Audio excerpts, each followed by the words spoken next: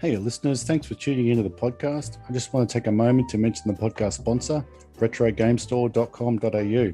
Head over there for all your Game Boy refurbish and repair needs. Screens, shells, buttons, and all the bits and pieces. And there's a complete custom build made to order service as well. Also, plenty more retro gaming goodness like video cables, display stand and power supplies, controllers, etc. And you can add the code PixelPie at checkout to get 10% off your order. Also, take a moment to say if you enjoyed this episode and haven't already, give it a subscribe or follow and a review where you can. And maybe you want to recommend the Pixel Pie podcast to anyone you know that would enjoy it. That'd be really appreciated. So thanks for listening, and now let's get on with the show.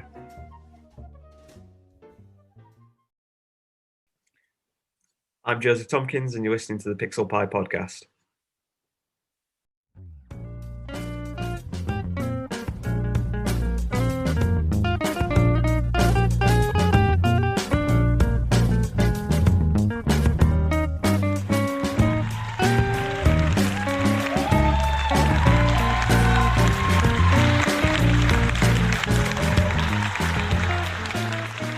G'day, Joseph. How you doing there, buddy?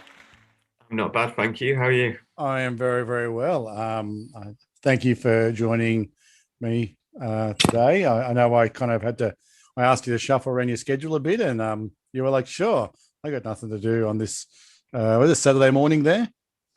Yeah, Saturday morning. It's a pretty dull day, so better than sitting in the drear. Yeah. Well, nothing better than a dreary day and just sitting around with a new friend and talking about Game Boys and stuff, hey? Yeah, nothing better. Nothing better. So you're in Sheffield in England. Dreary days, did you kind of grow up with Game Boys and things like that? Is that why you're kind of where you are? Yeah, I think I started with Mega Drive and then got a Game Boy for a birthday one year. I've got no idea. Yeah. I just remember playing Mario for days. Oh wow, cool. What's your sort of, I guess, top one or top two Mega Drive games? I've got a Mega Drive with a flash card, so I'm like, hook me up. What am I missing? I'm pretty basic. It's either Earthworm Jim or Decap Attack. Oh, Decap Attack! How crazy is that? It's so good. Yeah, it's just got that real kind of weird, like he's a sort of like a zombie, and he throws his head, and yeah. I forget. It's like a real simple reskin of a Japanese game, but I don't remember what game it is. It's a bit of a fever dream. It spins me out. Yeah, cool. And so I guess we will definitely talk about. I guess what got my attention is your Beskar Game Boy shells. I have a Pocket. I bought this off you. As soon as I saw it, I was like, shut up and take my money. And now I'm harassing you for a DMG. So, and we'll talk about that, the process of etching and, the trial and error process. And also you're in the process of getting some GBC Beskar shells cast by Sam over at Yesterday's Tech. So we might go into that too, but just maybe let us in on a bit of your sort of journey. I mean, you've got a lot of stuff. You've got Player Wave shells, a Dragonite shell, and Itchy and Scratchy and things like that. So maybe just take us through how you got to where you are now, mate. I really appreciate that. Yeah, so I started off just doing chiptune, so writing music in LSDJ. Yeah, rad. So my master's degree, I was pulling apart games consoles and like using them to create sounds. And so like my entire bachelor's and master's degree, my final albums are all game music. Are you for real? Yeah. So I started just messing with hardware for that, and then I don't think I'd actually built my own console until a while ago. I'd just been messing with macros after seeing like Joe Bleeps building that, and so once I got started with that, I started building the other consoles, and then just decided I really, really wanted like a Farfetch'd shell one day because that's my favorite Pokemon. I designed one, and Tony from Player Wave got in touch with me saying like, send this across, we will print this. Oh wow! Which was like, I think I was a bit giddy. Yeah, I mean, sent it straight over. Yeah, when someone like that reaches out, those guys just prolific printers of just some really amazing art and just really putting it out there, and no one has a bad word to say. So mega shout out to PlayerWave. That's really great. Yep, sorry to interrupt. Keep going. That's fine. So then I just started doing a couple of different designs. I did far-fetched. I did a Din Djarin and Grogu from The Mandalorian. I've done a Boba Fett, Itchy and Scratchy. There's quite a lot. A lot of them haven't been released on PlayerWave yet. They're still just like designs that I've uploaded. Right. But like my Togepi shell is on there, and that's waiting to be printed as soon as he's got through his backlog now. Yeah. And the entire thing with the laser engraving just kind of happened by mistake. You just you were holding a laser and you tripped and it sort of not quite that much of a mistake, but I tried making the Beskar with some like 1mm masking tape and just painting over, and it came out okay. It wasn't great. There wasn't the best clarity, and then so we sort of masking it and cutting out like a pattern. Yeah, and then I tried to for the like signet in the corner, I bought a real crap Empire ring from AliExpress and put it on and heated it, and it just melted a hole straight through. I don't know what I thought was going to happen. Oh, that's good. But I actually bought a laser engraver for my my fiance. She's an illustrator and designer. She got her Etsy shop, and I bought it so that she could use it for like engraving key rings with her designs and things like that. And then hang on. Is this like give this a go? Is this where Marge buys Homer a bowling ball for a birthday? Not quite. No, it was intended for her to use. Yeah, cool. But sorry, Homer buys Marge a bowling ball. Yeah, my mistake. Yeah. Anyway, keep going. But then decided to try using it on a shell.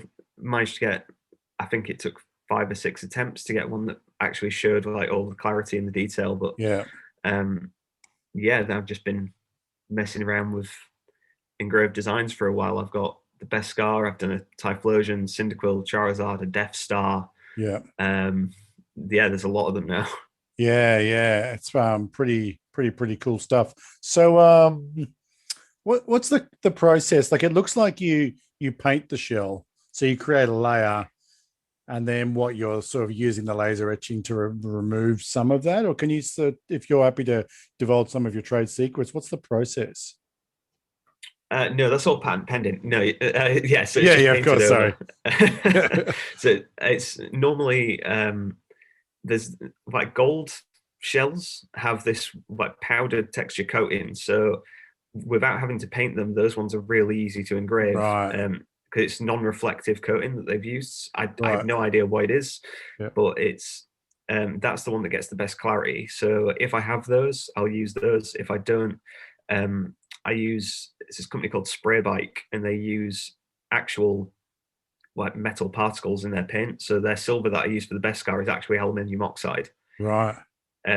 So it gives like really metallic finish, but they have a gold as well, which is really, really good for engraving. So I use that, engrave it once or twice to get rid of the full layer if I can of what I need to.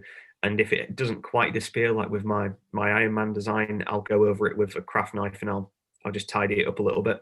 Yeah. So I guess with the Iron Man design, it is gorgeous, but it's certainly a lot less sort of complex than a Beskar to have to go through every line with that would sort of push the production cost up. Is it sort of just one run, and on top of that, you must know what is the kind of the depth of the actual engravement into the shell? It depends on which one I'm doing. So if it's the Beskar is, I think it's just shy of 0.4 of a millimeter. Yeah, it's not that deep at all. Right. But with that one, it's straight into the itself. So that one is like much harder wearing than some of the other engravings. If it's onto a painted layer, unless it's clear coated, it's going to eventually start to wear down. You won't be able to feel the edges of the engraving quite as clearly. Right. But with the Beskar, like the one you have, it is straight into the plastic. So even if the paint did start to not run, like rub off if you like scraped it against something or damaged it. The engraving is still deep enough that if you needed to, you could use like a Moltov silver pen just to touch up those little details. Thankfully, the paint I use is designed for bikes, so it's very hard wearing. So I think I've played maybe 40, 50 hours on mine now, just playing through Pokemon games, and I have no wear on them at all. There's one thing that like some people have done. So I know when Kelsey from Yesterday's Tech, when they discussed their early sort of painting shells, one of the issues was that, is it going to be resilient enough to now be used as a playable Game Boy? And I think they sort of, until they got clear coats, and then it's a whole new challenge. That was definitely a challenge. So that's amazing to be able to have something that you can put out and at the same time go, and you can still play it. You can still throw it in the bottom of your satchel on the bus and not feel like, oh my God, it's got to be precious. That's freaking awesome.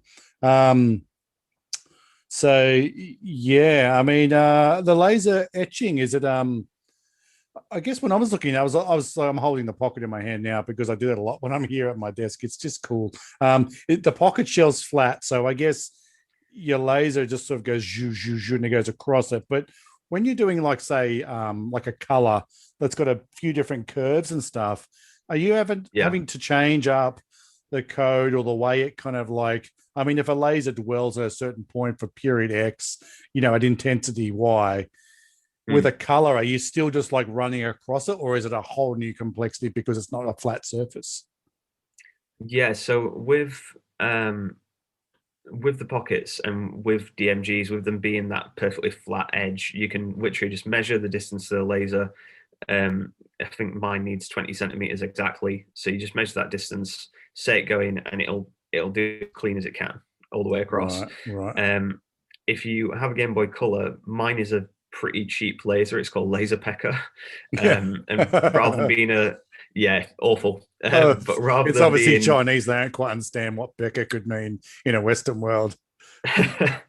But rather than it being like one laser that moves on a rail and like a printer would, or like a 3D printer, it's from one stationary point and it works off a motor that just kind of angles it and moves it around. Oh, so sort of gimbals. Yeah, exactly. Right. So with the Game Boy Color, what you find even on a flat surface is that the points to the direct center below the laser are slightly deeper. They might be a little bit darker. They get clarity. Right. As you get further towards the edge of its range, it might be slightly lighter or not as deep. So with the Game Boy Color that I sent across to Sam, I think I maybe went through 10 different attempts, maybe more, just trying to get one where the clarity was perfect all the way across, because you have to choose the depth, and it's trying to get the balance of depth in the center where you don't want it to start melting the plastic, to depth on the edge where you still want it to be clear. It looks great. That one's a casted version, because it's just easier to recreate that in that way. Yeah. So anybody at this point can go on to your Instagram and they can see the one that Sam's casted. Like, it looks unreal, just the way he's photographed it in order to catch the light. It looks really great. So you've nailed it. I think it's so interesting that sort of, that's really, I would have thought that, the laser was all about sort of power and reducing and increasing, but you're saying the power is constant, and it's the height between the target and the laser head that changes how deep it's actually going to go. Yeah, it literally, with mine, you can kind of see it flickering on and off as it gets onto different lines. So if you imagine like how a printer would just kind of drop on the parts where it needs to, to put an image, it does it in that way. So thinner lines, it has to go over tons of times before it necessarily picks it up. So like my Aperture shell that I've printed, where it says Aperture Laboratories, the letter I never actually printed. It never actually engraved it because it was so thin and small. So I had to go in with a craft knife and just make it myself. Sure. Is this like a 3D printer where the gimbal is so Oh, so nothing moves. It's not like there's a bed or an X and Y No, axis, right? it's literally on a big green cutting board that I've put down like you would with a craft knife. It's on a tripod above that. Next to we have like a pantry with an open air section, so it's in Yeah, there next to the airflow, so it all goes outside. yeah, And then it's just pointed down in the open air, no enclosure, yeah. the uh, onto the shell, and then that's kind of taken outside through the pantry. That's insane. And does it do like so with the say for example, if you're just doing a checkerboard, does it kind of can you see the laser kind of just going across? And then when you do Beskar, does it kind of have an up and down thing and it's with the Beskar lines, it's kind of hitting it, like almost like an old plotter printer where it sort of goes along and eventually there's a sort of a pattern at the end, or does it trace a line and then trace a line and then trace a line? Because it works on straight lines, so you'll get like if you're looking at where it's gone, they'll like a really aggressive top point of a curve, and then the next part will appear when it goes back on the line below it. So rather than it kind of plotting points across, it's like it's just melting away in front of you. So like with smaller designs where it only takes maybe 40, 50 seconds to actually engrave it, you can literally see like a little ball or whatever it is just appear. Whereas with the Beskar, I think it takes about 14 minutes to engrave. So you can kind of, I'll do a time lapse at some point. Yeah, that'd be awesome. I would love to see that. Just watch me pull some Beskar out of a hat. Whoa, that's just so awesome. Yeah, wicked. And also when I got the one of you, you printed the buttons for me, so the D-pad's a D-pad, but it's pretty cool because it kind of matches it. And then you use the same paint, and then the two symbols, the Rebel and the Imperial symbol for the A and B buttons. That's pretty cool. I think they're available to print for people online. Is that correct? You might have mentioned it to me. I've put those just up on my Thingiverse, so they're available to print for anyone. There's no charge. It is better with a resin printer because a filament printer won't get the detail. Yeah, definitely. My PLA printer wouldn't get that detail for sure. No, but I've put I think all of the 3D designs that I've done so far. I'm working on something with Retro Beast at the minute. He's made a macro that has a joystick wired in. So he sent that across to me a little while ago, and I've been designing a faceplate that can accommodate. For a macro. Yeah, so just trying to make a slightly larger hole that can accommodate that joystick. But I was just waiting for them all to arrive before I could make it. Do you have a oh man, you got me thinking now. Do you have a macro, just a 2-button version? So it's the macro? I can make that one, yeah. At the minute, it's just the 4-button because I tend to use mine for like full emulation, so it's better to just have as many buttons as possible. Yeah. I'm just thinking how good a 3D printed Beskar macro would look. I could try that. You certainly could. I've been trying to for a little while now. I've been trying to make an accurate Pocket and Game Boy Color like printable STL file. But my like CAD skills are not great, so it takes me a while to make most things. But once I've got those, I'm planning on making a diamond Pocket out of clear, with like the faceted edges to capture light and transfer it through. Just trying to get that base model down first is a bit of a pain. Yeah, I think I was having this discussion with David, Nintendo OY, about, and the initial question was, why don't people just print shells? And we kind of discussed the concept of, and I was like, well, with a PLA printer, even if someone gave me a good clean STL, I think there'd be a good 10 hours in it, and a lot of support and all that sort of business. And it's like, it's not really viable. But I guess if you're going to have a one-off, like a macro shell, which isn't going to be as high a demand, but like I look at all that boxy pixel stuff and God damn it, that's just so sexy. But it's also pretty costly. And at some point I'll just make it happen. It's always about shipping for someone like myself down under, mate. It just costs almost as much as every product. But man, how would you be able to 3D? Would you be able to resin print to get that better finish than a PLA print, and then Beskar laser etch that? I haven't actually tried etching anything that I've printed as of yet, because it's just the bare plastic. So I would probably have to do the painted layer Yeah, and everything else. But I mean, it is a lot finer detail yeah, yeah, on the resin. So I think if you if you were better than me and had the time to make that, you know, a higher quality file that could be printed through. I mean, I've, as well as a cheap laser, I've also got a fairly cheap resin printer.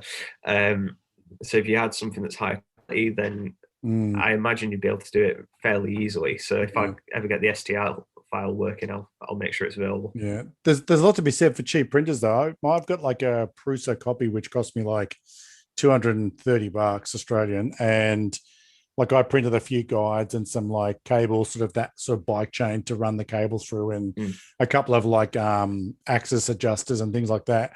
I've had this thing for like 3 or 4 years, and I just did my first stepper motor the other day. I've done a few nozzles and things like that. It's like, I think if you just want to print functional things, I'm like this afternoon, my daughter's like, "Hey, we got the printer going. Can you print me the turtle from Adopt Me?" I'm like, "Show me the turtle. Let's go on Thingiverse. Let's print a turtle." Yeah. And 4 hours later, we've turned plastic spaghetti into a turtle. Like, it's just such a rewarding experience, even when someone else does the work for you. Yeah. All righty.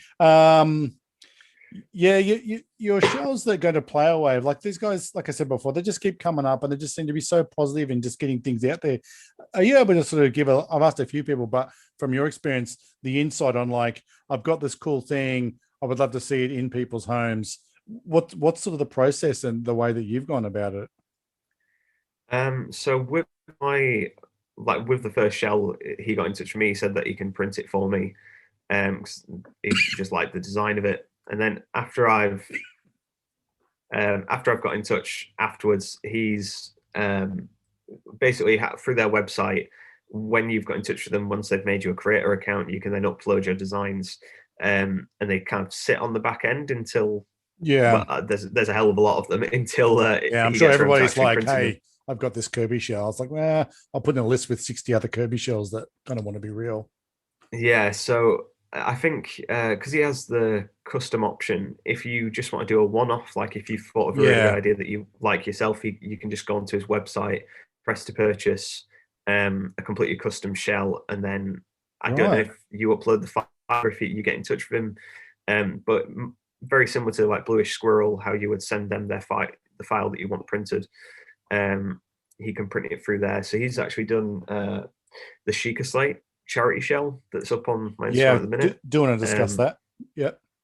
so yeah, a lot of my shells he's printed at least one copy of and sent to me to kind of have Oh. the initial trial run Does that just before put he a big puts them grin on up your on the face? website.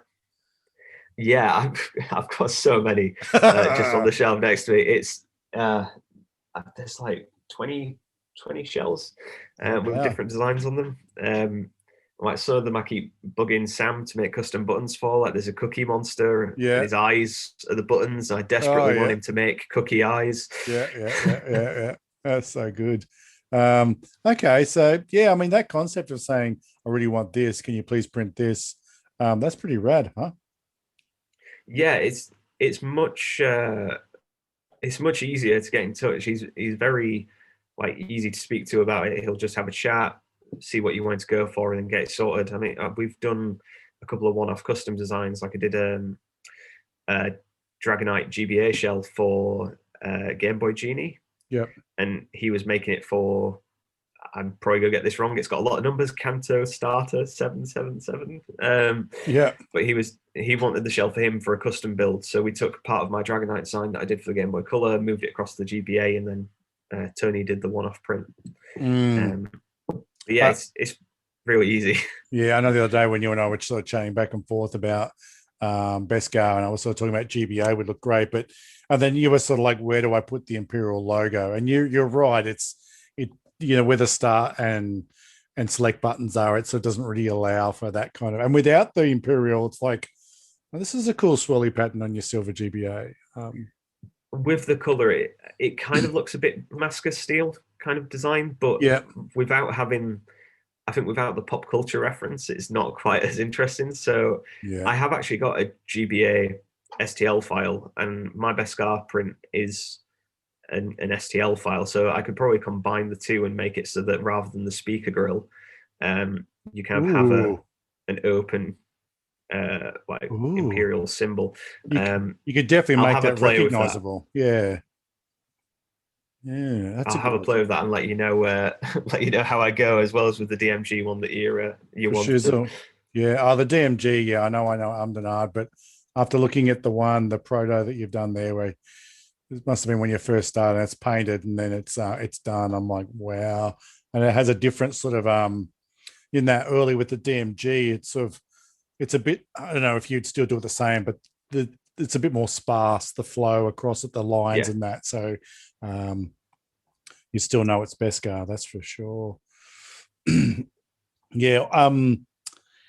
You mentioned before the that shell that you've had a lot of input on for charity for Cancer Research UK. I'll put the hashtag in the bottom there, the link at CR_UK. So would you like to sort of give us some information about that and let us know why this happened? Yes. So a little while ago, I think it was months, I did a laser engraved tester of the Sheikah design. Yeah. And put that up, pound a ticket, 100 tickets available, with all proceeds going to Cancer Research UK. Yep. I think it ended up raising about £130, maybe a little bit more, because everyone kind of donated more than they had to, which was lovely. Yep. But then off the back of that, because that was a one-off print, that was the only one of those that's ever going to be made of the gold Sheikah slate. I was like, well, I'll do an easier design that can be UV printed, that's on a glow-in-the-dark shell that's a bit more interesting. So I designed the shell, and then just the sheer amount that I got through from Tony, because he sent every shell design over at once. I was like, I want to get rid of a few. What could I do I didn't want to just sell them, because they'll be available on the website eventually anyway. So I was like, what can I do with this? And Mostly Retro Gaming had already sent me some 3D printed filament buttons, right? Which are really cool. They have like a ridge design on them. So he was like, I can do your Sheikah cartridge to match if you like. So he's done a cartridge that matches with the same engraved pattern. I sent him across the design file. Looks awesome. And then I spoke to RetroPsych, and he's got the facility to print his own labels. So he said I can do some glow-in-the-dark labels for it. And then Tris, Custom Handheld, said, well, I've been doing custom lenses. I could do one to match it. Yeah, I know. He's really pumped to be involved in that. Really pumped. Yeah, it's almost like a tortoise shell kind of look to it, the lens that he's sent through. But basically, it's the loading screen from Breath of the Wild has this kind of swirly pattern. It's not too visible in the pictures, but that's the pattern that is actually printed all the way across, and it's just kind of not there for the Sheikah pattern. But I've done a lot of things in the past for like Cancer Research and Prostate Cancer UK. A few years ago, my granddad was diagnosed, so I started doing the March for Men, which is like 10K for charity. So just whenever I have the excuse, really, I like to put things together for it, and people have been great sending stuff across. Z Labs has donated like a Nat with a Nerd LED. Wow. It's an all-star Rose Gold cast. Gaming stand. I tried getting like the community console hashtag going a while ago, and I think this is probably the best example of one. Yeah, really indicative of the community, the way it works. It's like, hey, I want to do this, and this is great. Everyone's like, pile on. Where can I help? Yeah, and Taxa Retro did one not long ago and got, I think, $1,000 US, just over $1,000 US, which is just crazy. Yeah, I know Kelly, Next Stop Please, she did one for the Stop Asian Hate, and she made over $1,000. And it's like, it's just so good to see. There can be a real misconception that people kind of don't give a shit anymore, but people do. You just have to ask and be honest and upfront, and people will be like, for sure. I mean, Yeah. So I'm looking at one of the images now, and it's glowing in the dark. So is this like a glow in the dark shell that's been printed on? Is that how this works? Yeah, so this is a green, well, it's like a bluish green glow in the dark shell. Um, Tony has then printed on it, not printed over the parts that we wanted it to glow through. Yeah, like a negative. Yeah, exactly. Yeah. Yeah, it's just really cool how he's done it. I think the plan is we might do some Star Wars ones eventually with like lightsabers. Oh, So yeah.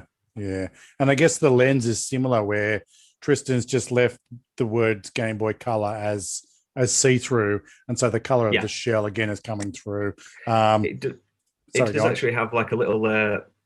It comes with it, but it isn't on the shell yet. Because I think it's quite cool that the glow in the dark comes through. But there is a Blue Squirrel included a little holographic sheet. Right. When you stick the lens on, you can actually put that under the words Game Boy Color if you wanted it to be filled and that have that holographic kind of look to it. Right. Otherwise, it's just going in the dark. That's awesome. And then, like you said, the actual like Game Boy model number MGB001 label on the back is all custom. It's got the Cancer Research UK there, and that's also glow in the dark. And that's just like when you see the picture of that, you're like, oh my god, that looks so rad. Yeah, Yes. there's like the Nintendo repair sticker that used to go on like the battery bay. Yeah. RetroSite has included like that and a serial number sticker for it as well, which are in the same style. Right. They just aren't included in the pictures. Retro Psych. What's the story with those guys? So I don't remember what it was. It was a few months ago. I ended up speaking to him about like lens designs. Yeah. Because I've been trying to decide on a permanent lens offering for the Beskar or for the Game Boy Colors Yeah. when they come out. Yeah. So initially I got started speaking to him about that. I was trying to find out if he could do fully metallic designs or like fully holographic, and Yeah. whilst I was still trying to come up with ideas. And then we just ended up talking about labels, and he does some really cool stuff. Like he did a sorry, You're right. like a run of custom Pokemon labels on Boxy Pixel shells a little while ago, which look amazing. Yeah. He does a few raffles every now and again, but yeah, amazing. It just the level of detail and effort that goes into this sort of stuff just blows me away. Yeah, and the cartridge just looks, it's just the way the print is done. It adds that kind of extra sort of pattern and sort of texture to the overall design. That's cool. Yeah, I haven't actually put a cartridge in them yet, but I've taken them apart to, like swap them around and see what they look like, because you can have the glow in the dark back with the gold front, or swap however you like. 2 cartridges and 2 button sets come with it. Yeah. But the texture is so cool, and looking at it from the inside, if you have the glow in the dark back, I wish I'd taken a picture of this, because there's holes in the gold front. You can actually see it glowing through. Oh my goodness! It does all look so good. Yeah. Not to blow mine and everyone else's trumpet, but it looks very good. No, blow the trumpet. I mean, it's a really good cause and it's a really amazing creation. And that's what this is all about, is going, how rad does that look? So all power to you, my friend. It's certainly unique. And this is what pushes people to go, oh my goodness, I never thought of that. You know what? I can probably blah blah blah blah blah. So outstanding. Yeah. It's that whole like, this some sort of thing about swords and steel against steel hones the edge and things. So this is all we're doing, is just getting more people more creative. All right. Well, look, like I said, I take my hat off to you. Anything that's done for charity is always fantastic. Always fantastic. Yeah. And especially when it's a charity that you've had personal experience with it. It's a lot about yourself feeling good and knowing that I'm doing something for someone. And some people go, oh, £130, that's not much. But £130 times 25 people putting the effort in, it is a lot. It all adds up. It does all add up. Every little helps and all that, doesn't it? It certainly does. It certainly does. And these times, it's really good just to do that one little thing. All right. Well, that's going to go off for sure. Just sort of moving back to the Beskar stuff now, as we sort of discussed before. There's a photo here of a casted by Sam at yesterday's tech, Beskar GBC. So we've sort of gone through the intricacies of the challenges of etching that, but holy cow, that looks freaking phenomenal. I think hats off to Sam's casting skills. He's the mad casting professor. Yeah, he's done a crazy job with it. Yeah, like he's just crushed it. I mean, I guess there's so much sort of science and chemistry behind, the different resins he's using and dialing it in and pressures. And I went to Tristan's place and saw his pressure pot, and I was like, dude, it looks like something off some crazy Russian submarine. It's just, It's all like done up and there's valves and things. I was like, oh, I can see why Sam was talking about don't be in the same room, because it does look like some sort of bomb. He sent me a picture whilst he was working. I think it was just before he started making the mold for mine, and I don't know if it was a casket or something has blown off the side of one of his pots. It was wow. Yeah, so we will look at getting a new one anyway. So yeah, we'll get that sorted. But it's beyond me. I've made some tiny little button molds that don't use any of that kind of stuff, and mine don't come out anywhere near as good as those guys. Just sort of gravity fed. Yeah. Cool. So what can you tell us about the shell? I've already messaged you and I said, please put me on the pre-order. I will have one to go with my Beskar pocket. What can you tell us about maybe some sort of rough expected when these can be ordered, and what sort of numbers are you talking about? And and just the general concept of this, because I think it's a little different. This kind of the etching is intricate and the casting is totally crushing it. I think you're breaking some ground.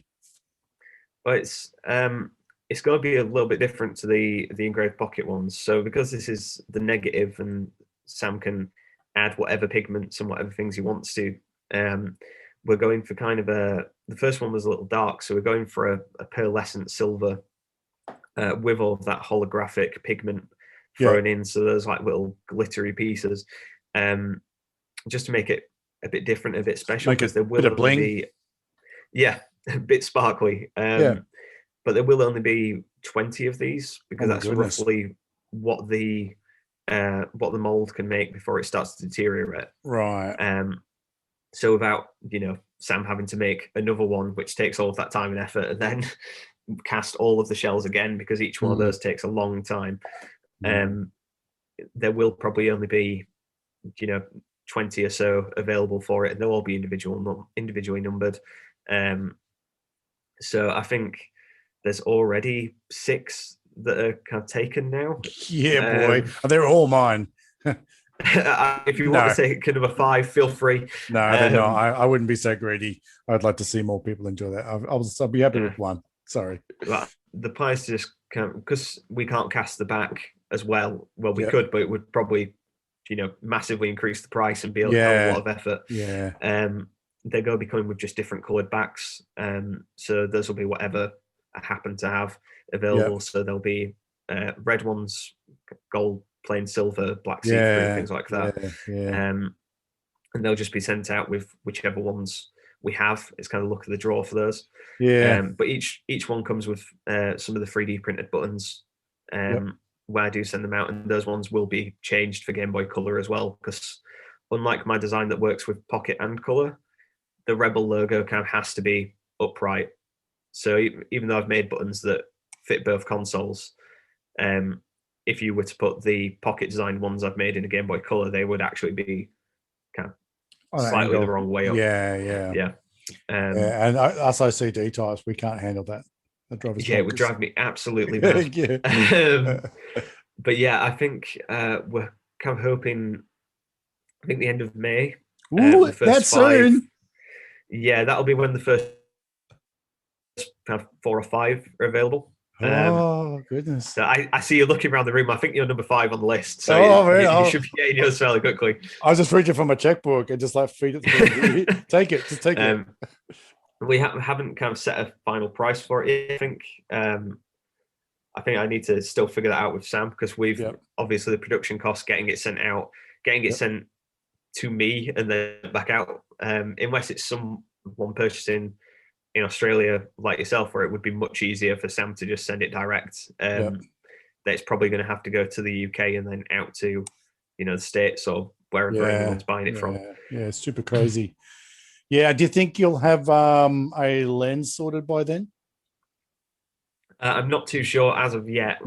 Trying to get a metallic custom lens is it's a bit harder than you'd think. I think with it being such a slick surface, in order for it to be that metallic, it's quite hard to get to adhere to a glass lens. Right. So I'm at the minute I'm thinking between his name's just completely slipped my mind. I'll have to tell you later and you can put in the notes, but sure. someone I know has made like a marbled lens, like it's okay, similar to what Kelly does with her shells, right? But it's like a dipped lens with like a clear thing. So I was thinking maybe I could do a contrasted pattern and get it through there, or I could just do the other option would be a clear glass, like the ones Visual Pixel's been making, with just the writing underneath, so you would still see all of that design, all of that pattern. I think that would look pretty mad. Yeah, it just wouldn't be great if you were going for the Q5 mod, because you would have to trim and you'd be able to see those rough edges that you've made. True, and you'd see how badly you butchered it. Yeah, so I might make like a simple design written in the Mandalorian style text, or in the like, I forget what it's called, Arbeck, something like that. The like Star Wars font. Right. Because Mike H, Mike QI, has made a sticker for his pocket that I sent, which has that font and style on it. It looks amazing. Oh, so really? What, for the back of his pocket? Yeah, it looks fantastic. I'll see if I can find a picture to show you. Who was it again? Mark, I think it's Mike Henderson. His Instagram is MYQUIH. He's made a custom label for his that just looks absolutely fantastic. So maybe I might use a similar style to that. So I think it would match it pretty well. Yeah, I'm going to have to contact that gentleman. That's amazing. Orabesh, it's called. Right. Obviously, people won't be able to see it; they can only hear. But I can still show it to you, so you can. That looks mad. Okay, enjoy the design. Mike, I will be in touch with you. Please take my money. I mean, on my pocket, I just got the non-LED sort of shiny silver Famitsu. So and this sort of come up pretty good. You still get that kind of contrast. So I wonder if I'll just be able to find something. Surely there's just a silver lens around. Is that what you're saying is you're finding hard to get, or like just a straight silver one? No, the straight silver ones. I've actually got. That's what PlayerWave sends all of the shells out with, because they're actually silver shells that have been printed normally to help the colors pop. Right.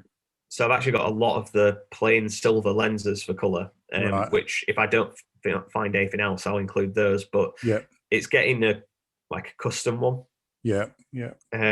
With it being so detailed, and obviously Sam putting in all of that hard work and me engraving it to start with, and it being such a limited run, I kind of wanted to make something special for it. But absolutely, with how difficult that's kind of been so far, it may end up being the standard ones, because then people can choose to change it for a Q5 compatible one or whatever they need. Yeah, cool. Yeah, I'm sure I'll be able to find something. Sorry, it's all about me. Because my whole plan is just to get myself inside so I can get all the cool kind of shells that come out. I think your shell was really what kind of, I haven't quite understood. Like, I've appreciated theme shells. Like, I've appreciated stuff like Kelly, Next Stop Please, the dipping, and I've appreciated other people's art styles. But I think it was when I was talking to Sam and he showed me the Street Fighter 2 DMG shell, I was like, that looks pretty rad. And then when I kind of got your shell, I was like, all right, okay, I can see where this goes now, when you have what you love, but just that little bit better and different or whatever, It just it helps where it's quite subtle, like the engraving ones are. They're not as in your face Yeah, I agree. And if this was a wrap, it sort of wouldn't be the same. But the fact that you can you can drag your fingernail over it. I've got a really nice piece of Beskar that I printed. So I found the STL. It's got all the stuff and everything. It's effectively a box with a lid, and I loaded it up with just the lead flashing that comes in a roll. So it weighs about 900 grams. So it's very close to an ingot of Beskar. And when you give it to someone, they're like, holy cow, it still has that kind of, and I did the same with this. I just give it a really nice couple of layers of a clear gloss just to kind of protect it and stuff. But it still has that plastic feel. But when I sent some photos of your pocket shell to someone, they're like, dude, that looks really heavy. And I'm like, that is the best compliment that a person creating Beskar art could possibly want. And I'm like, it's not. He said, could you stick some stuff inside? I'm like, there's not a lot of air left in a pocket shell. But if you want it on the DMG, I have my dad's actually a steel worker, so I have lots of like small blocks of like steel weight that I use for painting and like to weigh things down. Yeah. If I make you a DMG, I will chuck all these in, make it as heavy as possible. Well, I think we'll say that because it'll probably cost me more in postage. But with the lead flashing, you can just kind of like, it's quite thin and malleable, and you can just sort of cut it to shape. So you could literally sort of put it in all the gaps. I remember there's a story about when the first iPhone was being made, and Steve Jobs kind of wandered in one day and he's like, what are you all doing? And the engineers are like all in their coats going, oh, we're very happy. It's really great. It's coming along. And he's like, blah, blah, blah. And they said, well, we don't think we're going to fit that in. Oh, why not? There's no room. And he went over and got this prototype, and in the lab was a fish tank, and he dropped it in the fish tank, and all these bubbles and all the bubbles come out. And he said, if there's air in there, there's room. And they're like, you son of a bitch. So it's just that one of those things I always think of when, is there room? There's always room. Steve Jobs said so. Anyway, look, I really I love that stuff. I love that stuff. And anything Mando we can get our hands on in between seasons is also great. Well, I've actually done I haven't managed to get it yet, but there's a Millennium Falcon one as well that is kind of made to match. It's got the Rebel Alliance logo in the bottom left. So where the Imperial one is on there. So I'm planning on bringing that out. I'm thinking May 4th, because I mean you've got to do it on May the 4th, haven't you? Absolutely. Very cool. And then there's like a Death Star, which is a one-off, and an R2D2, which will be a one-off run. So. Really, really great gifts. If you think you've got enough of your own stuff, then think of someone you know that loves Game Boys and loves Star Wars, and get a shell or two off Joseph and make someone extremely happy. Not that I'm obsessed with Star Wars. No, are you a fan? No. I mean, I have a silly amount. I've got all of the Lego like helmet sets that they've released on my shelf. I've got the big old R2D2 and Dio over there. Yeah. Have you ordered the one that just came out in the last couple of days? The latest, the R2, the Darth Vader. Oh, there's an R2. It's like the 50th anniversary Lego R2. I still have I think it's the 2012 one. Right. On my shelf. So this is the 50th anniversary, man. You're supposed to give them more money again. I know. It's just so similar. Yeah, it probably is. I mean, Lego has blown me away over I didn't know what an AFOL was, adult fans of Lego, until sort of in the last couple of years. I was like, my God, this is why it's so damn expensive. I've got the Lunar Lander, which I bought when we were away. As well. It was a very reasonable price. It was about 150. And I've looked at the Saturn V, which is also at a very reasonable price. But some of it's like, holy cow, it's nuts, hey? Yeah, there's £650 like Imperial Destroyer. Oh, yeah, the Millennium Falcon, the minifig scale, the full one. That thing's about, I think it's $1,000 if you can find it. Yeah, nuts. All right. One thing I was going to bring up, which was sort of curious, I like to trawl and dig deep into the dark corners of people's Instagram, is it looks like at some point you handcrafted an electric guitar. Yeah. It says a lot about you. I've done two on there, and I've done one in the past as well. But most recently, I've done a purple and gold one, which is mica powder and like Danish oil resin combined to make that purple. It's almost like the Cadbury's purple, right? That kind of foil metallic to it. Yeah. I used a router to kind of shape the body of it, and used a pre-built neck. And right. So did you start with a block of wood and then like kind of pencil it out, and then kind of, or did you use like any sort of like laser guided kind of machinery or anything? So that one is it's kind of like an SG style. It was this massively oversized SG guitar body. It was like as if it was for a bass guitar. It was just so much bigger than it needed to be. So kind of early Paul McCartney kind of oversized thing. Yeah, it like a ES dot. It was just huge. So I just went around it with just a pen, marked out where I wanted to go. Went over it with a router. Just removed all the areas that I needed, and then I hand sanded and tied up all the edges. So it's like I used 5,000 grit on the last part of it, so it's super smooth finish all the way across it. And then I've done a red Les Paul with a custom neck. Which I don't think I've shared that anywhere. Right. I've done that one fairly recently as well. That one's just about to be finished. It just needs the pickups to go in. Right. And as you are a guitarist. So as a guitarist, how does the final result play compared to? I mean, obviously there's difference because this was once a block of tree and now it's my guitar. So you're like, this sounds so good. Like it could sound like a bucket of mud. You'd probably think it sound great, but what's the result like? I mean, I mainly play like I have Fender Stratocaster and a Mustang, so I just wanted some very different style. So it's very light. It's basswood, so it's a very light material. So the balance is a little bit, but the sound that comes out of it is pretty good. That's great. Especially, I think it cost me to make it with all of the electrics, everything all in. For that one was £115. Like, oh, serious? Yeah, 220 Australian, something like that. That is insane. And just about 3,000 hours of sanding. Yeah, roughly. So at about 6 cents an hour, you're way ahead. Yeah. Yeah, that's amazing, mate. I really appreciate how much work has gone into that.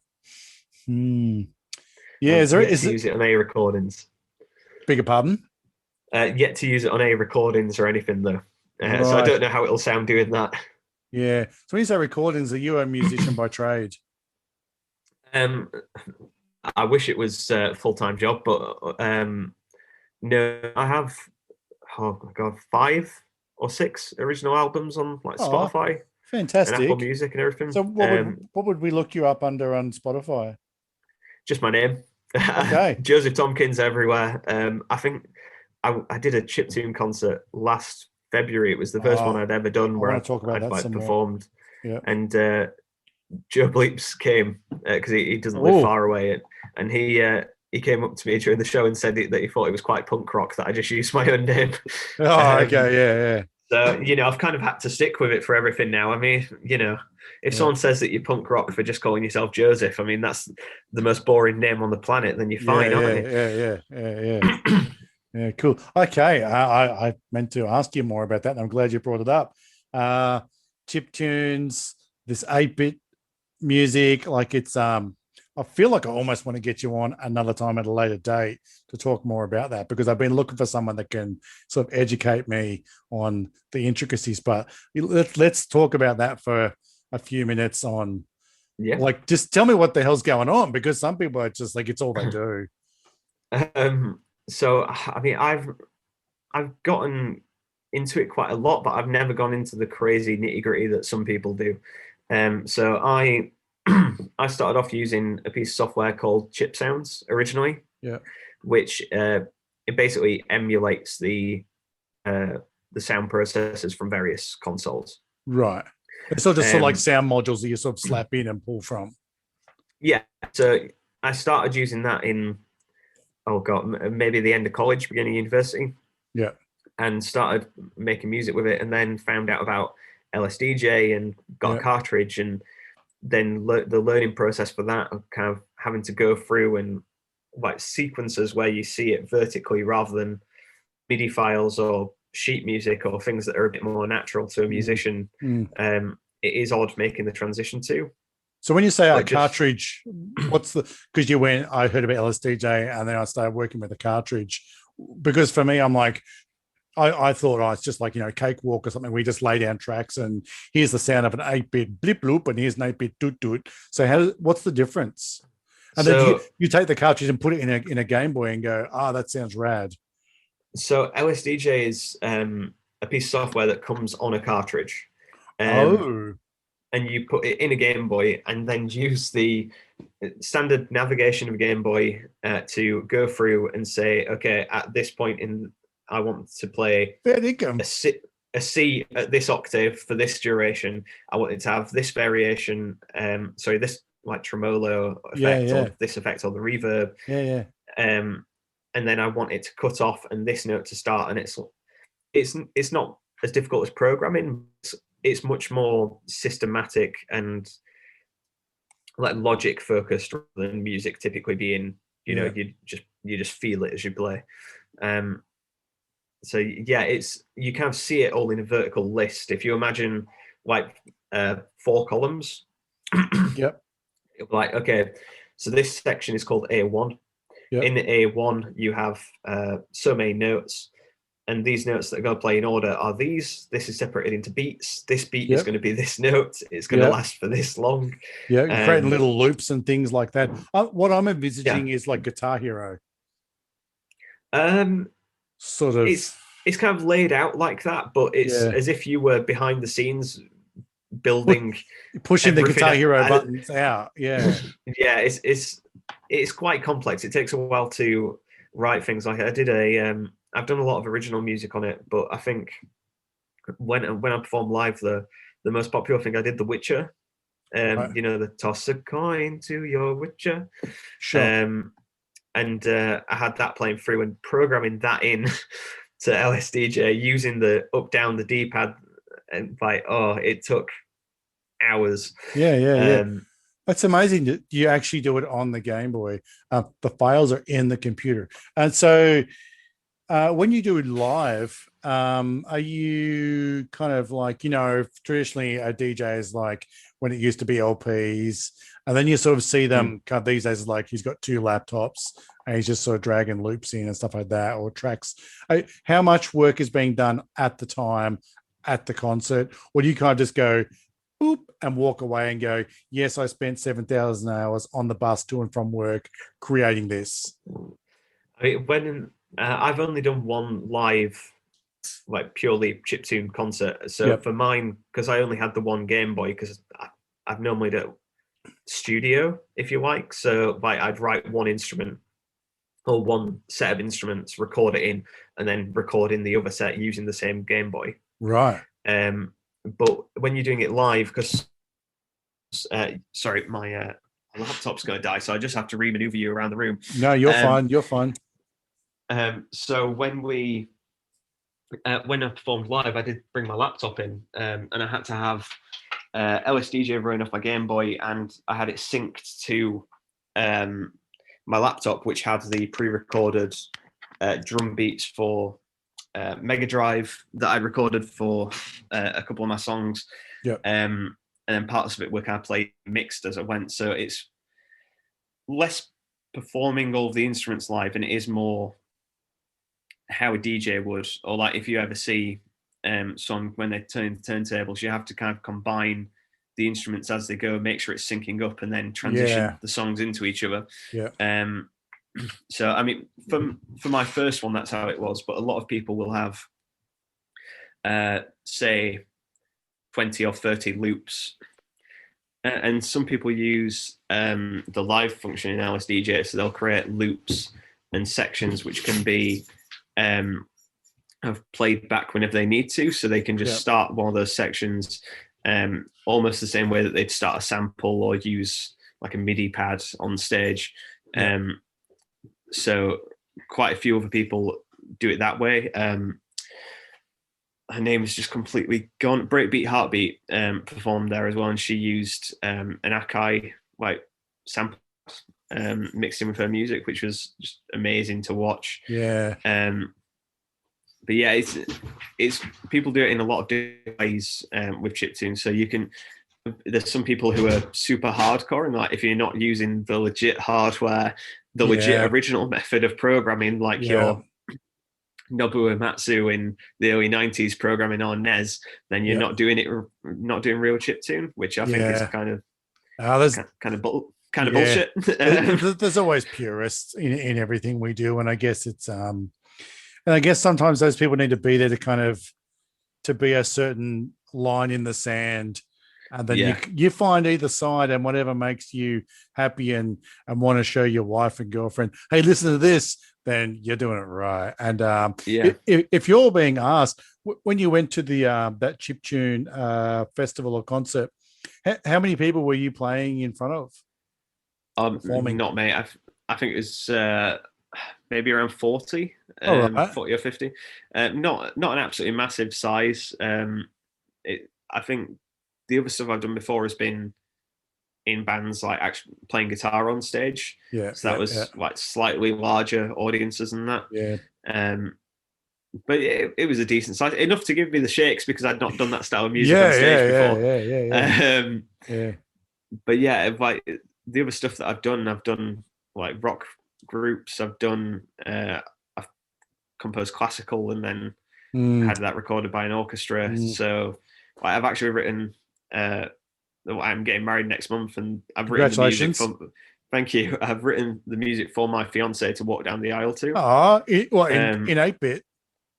No, not in 8-bit. This is that would have been fantastic. So maybe I'll do an 8-bit version of it. It's like, buddy, I love what you do, but I draw the line there.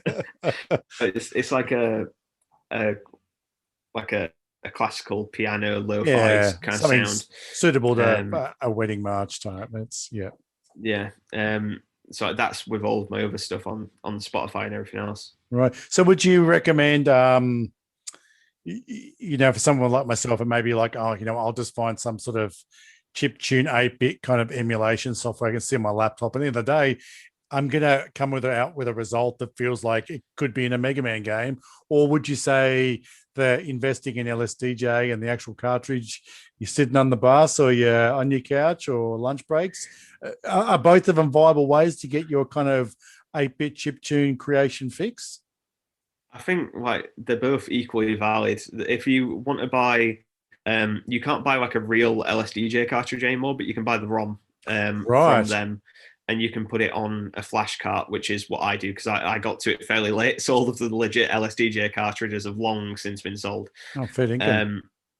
But that lets you do it on the go. You can, take a battery pack with you, just go wherever you need to. And like when I've been away for work trips, I've taken my Game Boy with me and kept writing. If you've got a computer with a bit more, if you've just got a computer and you don't want to invest in all that, you can get free software like Milky Tracker, right? Which works in exactly the same way. It's just that is emulating those old school processors. So rather than being something like GarageBand where you're writing it as if it's music, you're still working in the same style, but rather than having to have the hardware or learn how to do it with up, down, A and B and figure out all the button combinations, it's a bit more straightforward because you can just type C4 and it'll play the 4th octave of C. Right. So that's fairly straightforward. I think that works on Windows and Mac. So it's, for most people, it's fine. Milky Tracker. That sounds like fun. Yeah. I got Chip Sounds, which is it's a plugin. Right. So you have a piece of software. I use Logic or Pro Tools, which are DAWs, digital audio workstations. Yeah. And basically it plugs into there. It emulates that sound, and you play it as if you're playing a keyboard or a piano or anything like that. You just write it in, and it'll play it back. So you can make it as true to the original as you like. So you can make it so a Game Boy can only play 4 channels. Out of those 4 channels, if one's dedicated to one thing, this needs to be dedicated to another, and you can be really, really strict with it. Yeah. Or if you want to, you can have it as if you've got 1,000 Game Boys playing a symphony. Yeah. So, which is something I did in uni. So I've seen a lot of flexibility.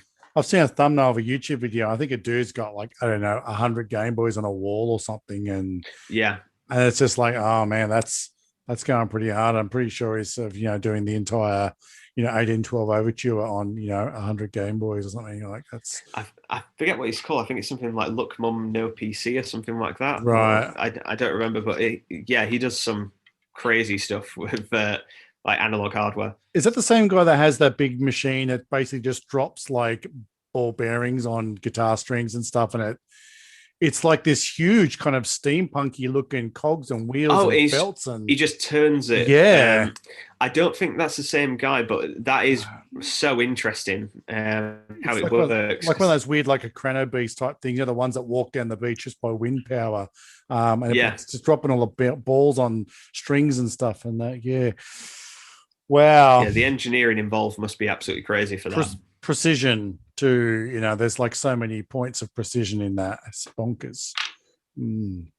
All right, buddy. Well, look, wow, so much we could probably talk about for hours and hours. At this point, I like to give everyone an opportunity to kind of do a few shout outs, whether it be someone you just want to be a big hug and for thanks for being my Game Boy buddy from 1,000 miles away, or someone that you kind of like, hey, this chick's a really great chip tuner. I just remembered her, or someone that's doing a bit of work and you sort of think, they could do with a bit of a spotlight. I'll go first. I try to kind of bring up someone that I've sort of been watching and think, oh man, that stuff's really cool. And how can I get hold of some of their shells or something they're doing? My shout out this week is Matt's Mods. I'll put it in the show notes there, but what's caught my attention is I believe it's probably Matt, is his kind of like sort of patina chameleon undercoat. SNES that he's showing off is so good. Yeah. And then he kind of like just takes a bit away. Like I've done a bit of gunpla and I love weathering and I love just sort of that sort of stuff. And this to me, it's like it's weathered, but it's not really weathered because it's like it's revealing something underneath. Yeah. And I really love it. So Matt's Mods, dude, that stuff's crazy. Yeah, and that's me for the week. So I've put down a bunch of people that you've mentioned: Retro Beast, Retro Psych, Yesterday's Tech, My Q. So yeah, here's your opportunity to throw a few more out there, mate. Yeah, it's like think of anyone specific. There's loads of people, but there's no pressure. You can just say I love you all. See you at the show. Yeah, but I mean, in terms of like people I speak to all the time, doing the trade with Kelly, like Next Up Please recently, she put in some amazing stuff, like way more than I expected her to. And like Natalie the Nerd helping me with where I need to solder points to on my Iron Man pocket. Just constantly listening to my I want to do this tech thing. Is it possible? Yeah. Tell me how it works. Then like Jamesy Plays as well. Just so supportive with literally everything, like talking about retro consoles and designs that we've done. And yeah, there's so many people, but can't list everyone. Yeah, there seems to be quite a few of you guys there in the UK. Like, I guess when life comes back to some sort of normal, I don't know, maybe over the 18 months you've made like 15 new friends, and you guys will be fortunate enough to sort of get together and have a bit of a meet, because I would love to see that sort of stuff happen. It's a niche within a niche. We've got I can't think everyone we've got, but we've got like Pixel Fix, Game Boy Genie, Nintendo DIY, Retro, who were all in the UK, who I've done things with in the past. Like Pixel Fix has one of my best scar shells. Nintendo DIY has some custom engraved stuff. Game Boy Genie has the Dragonite shells and things that I've done before. So it'd be fun to have a little UK Game Boy meetup. Yeah. I know that this year we've had some supernovas come back to my part of Australia. So I look at that stuff and I'm like, it'd be so good to, we have a PAX here in Melbourne and that, but it'd be so good to sort of be able to come together with some of the Aussie people that I'm really starting to sort of, I guess, bond with on a level and communicate with, and just such great people. Just, I enjoy that, just putting that human element into what you do, especially when like it's really amazing. And I'm sure there's an element of it for you as well to have this shell and know that, it was just a shell and you did this and you did that. And now it's something that I love. And, you've just been so open and like, yeah, man, I'll send you one of these and it'll only cost this and all that sort of stuff. It's really great. You can buy a bunch of different, clear shells from the bigger companies, but to get something that like when you say your GBC shell is going to be 20 something, that's leaning into bespoke. Yeah. And it's that's limited. Cool. Yeah, that's really cool. Really, really cool. All right, mate. I have taken up a bunch of your time on a Saturday morning, and it's just sort of semi-short notice. I appreciate the flexibility. No problem. And look, I may when I talk to you again. I'm definitely going to have a listen to your albums. That's really cool. I'm always looking for music and stuff to listen to. So, yeah, I thank you for this pocket. No problem. Thank you for having me on as well. I look forward to a DMG and a GBC, and that will look freaking fantastic, all sitting in a little line there. Can have a full Mandalorian team. I'll have to do like little Boba Fett hats or Din Djarin designs to chuck on top of them. Yeah, amazing. All right, buddy. Once again, thanks for your time. Everybody that's listening, go and check this guy out, Joseph Tomkins. That's the Instagram. Just start typing Joseph TO and he'll pop up. And then when you see probably the best guy shell, you'll be like, that's the guy he's talking about. And yeah, get behind that charity at CR_UK and yeah, buy a couple of tickets. $4.50 a ticket Australian. So there's no reason not to. 4th of May, that closes. So yeah, we'll see. Maybe we've missed the window, but bloody awesome work, mate. Really awesome work. Thank you. All right, mate. All the best. Have a great weekend. And I'm sure you and I will be in touch and I'll throw you a whole bunch of money. No problem. Speak to you soon. All right, mate. See ya. Cheers, mate.